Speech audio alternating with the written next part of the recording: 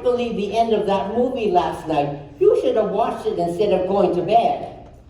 Some man phoned this morning and asked me to put a paper away for him. Darned if I can recall his name. Ferguson? Fairley? Foolhardy? She found out that he had murdered his first wife and cut her up into little pieces and stuffed her in a suitcase. And those stupid detectives, they botched the whole investigation and he got away with it. Now she's afraid that he's going to kill her too. Oh, hi, Pearl. Gracie will look after you. I have to take these things to the back.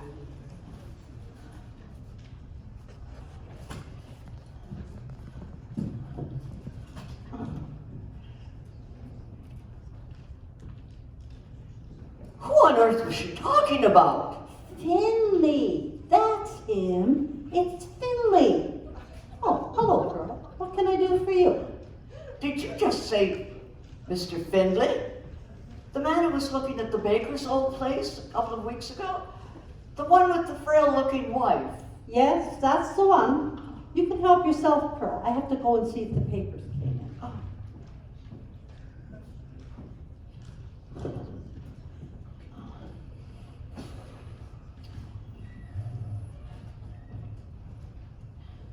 Yes, you said the table up for the game and I'll get the coffees. Okay.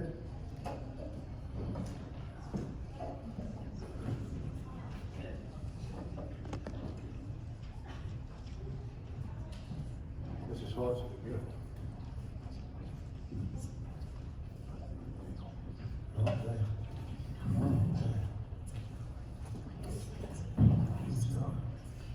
Oh, you working here now, Pearl?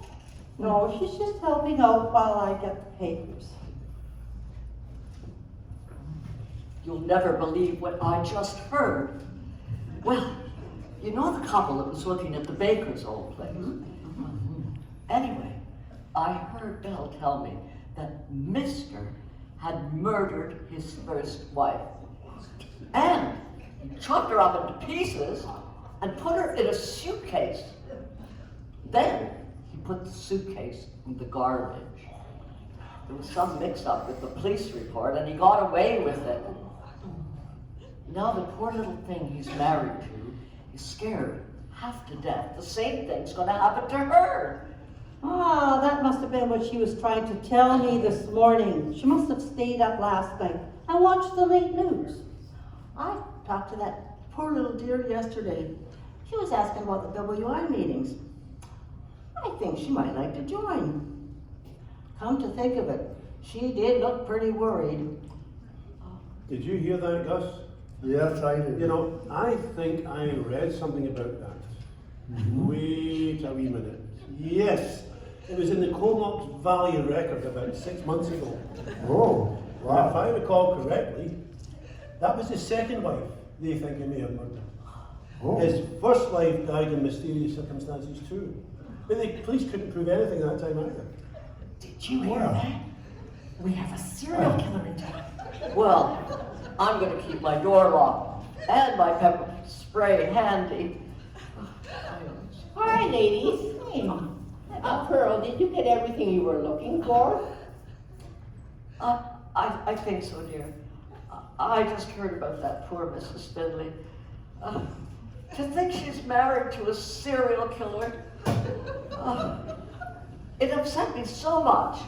I can't remember if I got everything I need or not. Goodbye, dear. You know, I saw something like that on the telly last night. Yes, and Len said he heard, read in a newspaper that Mr. Finley had killed his first 2 wives. If we're not careful, there's going to be a 3rd one. Edie, you and I really need to go over and try to get that woman to talk. I mean, try and make friends with her. You better watch yourself, ladies, because maybe wives aren't the only women he enjoys chopping up into little pieces. He's right. We should mind our own business. That'll be the day. What are you two laughing about over there? Didn't you hear those two? They just said they were going to mind their own business. Well, if I know them, that'll take no longer than 10 minutes. They'll never make it that long. I'd give them 5 minutes. What's new? Rita? Or should I say, what's news? Well, have you heard about Mr. Finley, the man that moved into town with his wife? Oh, you mean the man who may have killed his first 2 wives? Yeah, I was just talking to the Snoop sisters. They told me all about it. 2 minutes. None of us were right. Well, it sounds like it could be a very juicy story. It might win me an award. And then I could get a job on a big city newspaper. I will follow up on it and see if I can get some proof. Bye now. Bye. See you later, Frida. Bye. If he kills the wife he has now, that'll give her proof enough. Maybe it's Oh, I all think just so. a rumor. It's no rumor. He's a killer all right, I can tell. How can you tell? Well, maybe some of Hazel's intuition is rubbed off on me. Look, if that reporter Frida knows about this Finley guy, then there must be something to it. Kind of think your face is kind of red. Gus, Hey, Mayor. Bill, I just heard that fellow that moved into the Bushy Baker place is a serial killer. He's got a nice young wife, too. I met her last night at the rally we had down at City Hall. She seemed awful pleased when I told her we're getting our own policeman in town.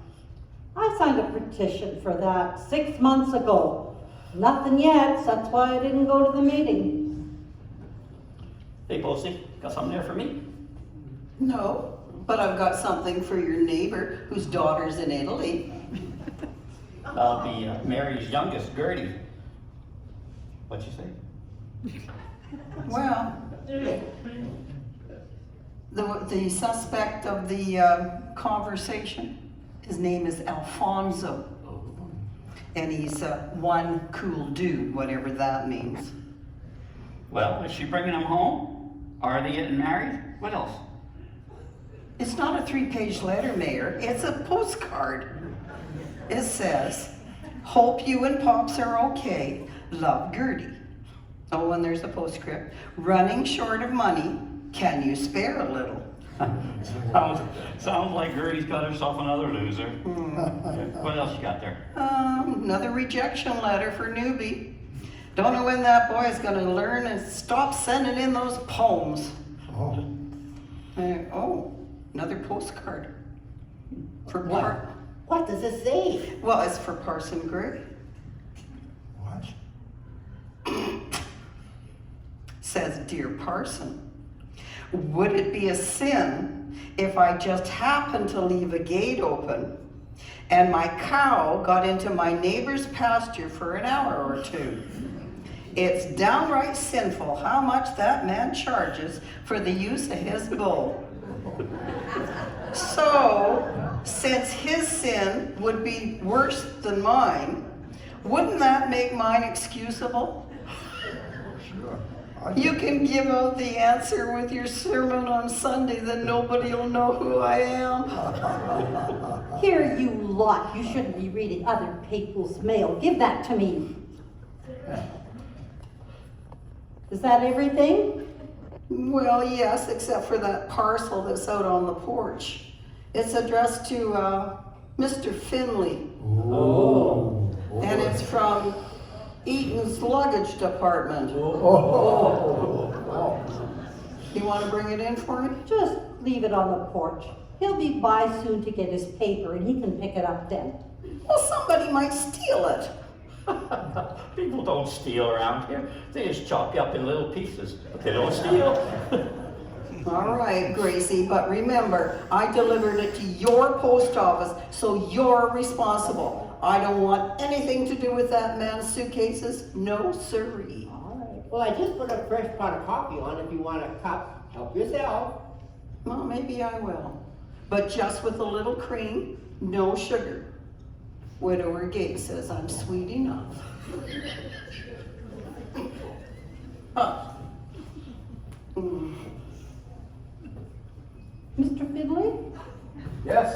Okay. Great. Thank you. I see the suitcase I ordered is on your porch. It looks about the right size.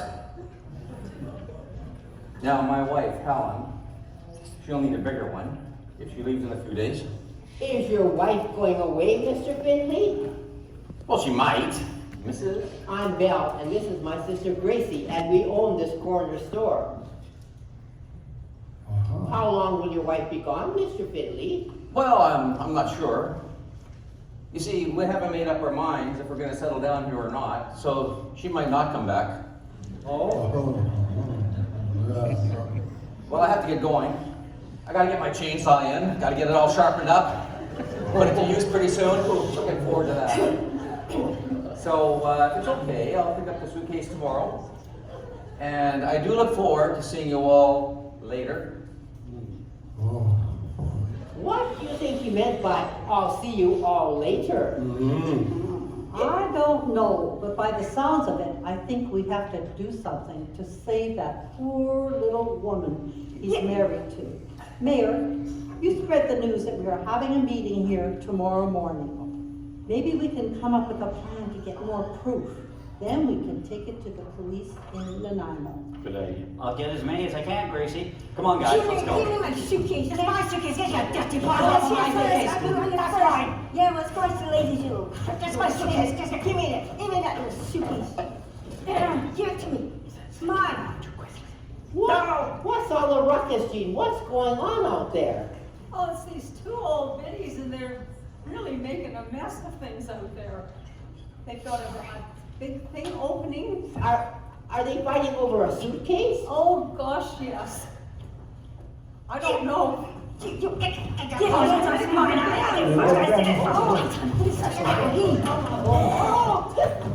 Oh, Gracie, hi. Please tell this drunken old hag that you gave me the right to any junk you throws out. It's not true. You don't want to bet on me. I didn't have the trash that she was throwing out. You get your dirty mess off of my suitcase. Yeah? Well, you're not in court now, you dingbat. Had I thought you needed the suitcase to leave town, I would have gave it to you and helped you pack. Well, I smart. Get your dirty paws off it, Hans. Tell her, Gracie, tell her, it's me who gets whatever junk you throws out. Isn't that right, Bella? Maybelline, that's not right. It's whoever gets here first. And besides, that suitcase isn't junk, it's brand new. And the man who owns it is coming to pick it up tomorrow, and there better not be any marks on it. That's right. You two go on now, and in the future, don't take anything unless you check with us first. Oh, that's so disappointing, Gracie love. Peter at the second-hand store would have gave me at least $2 for that. I don't suppose you could spare $2 for us, could ya? Beg and spin, mighty poor lately.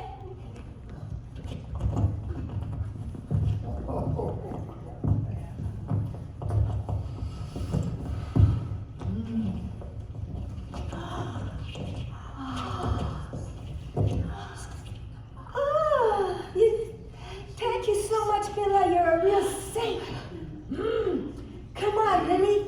If we pool or box together, we can get ourselves a a cup of coffee. Ain't you the little passage? And take that suitcase with you and leave it where you found it. Okay. Thank you. Well, you know they're not going to spend that on coffee, don't you? Well, I know, but I couldn't say no to them, Gracie. Oh, well, I think I better get it going and go on my list. You're so good to do this every night for us, Jean. Oh. And I'm glad you have your back for security. Oh, you bet. You know, I really like doing this, but I like it better when I have this in my hand. Yes. If we ever get a policeman of our own, we don't need a watchman. And if hell ever freezes over, we won't need air conditioning. Oh, well, you know what? I'm on my way now. Make sure your doors are locked tonight. Bye now. Bye now. What a sweetheart. Yes, she sure is. I wonder how many people are going to show up tomorrow. Well, we're just gonna have to wait and see. I better go lock the door. Jean will be by to check it at least one more time before she ends her round. Well, I have an idea. Why don't I invite Mr. Finley up to my cabin on the lake? Come up, ladies, this is the hold-up. Put that phone down. Touch it again, I'll blow your head off. Is that you, Mr. Finley? But no need to shoot, Mr. Finley. We'll give you whatever you want. I don't want nothing but your money. Tis. You mustn't use two negatives in that sentence, Mr. Finley. You know, if you don't want nothing, then that means you must want something. Are you nuts? She's nuts. She's not crazy, Mr. Finley. It's just she used to be a school teacher. That explains it. I've never met a school teacher that wasn't nuts. And I ain't no Mr. Finley. I'm badass Baldy Balderson from Bevan.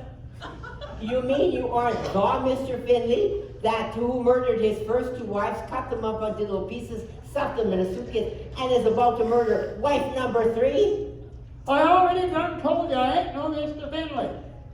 I'm badass Baldy Balderson from Bevan. And I never shot no woman before, and I ain't never married one night.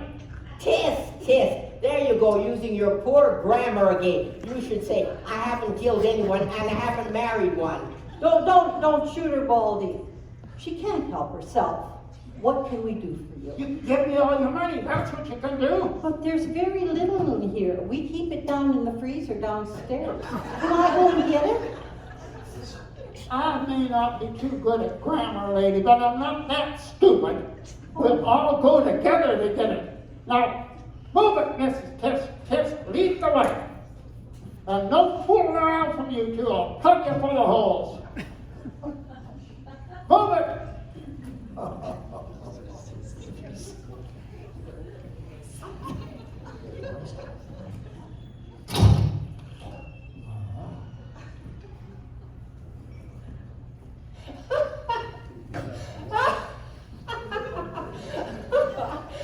You should have seen his face when you slammed that door shut.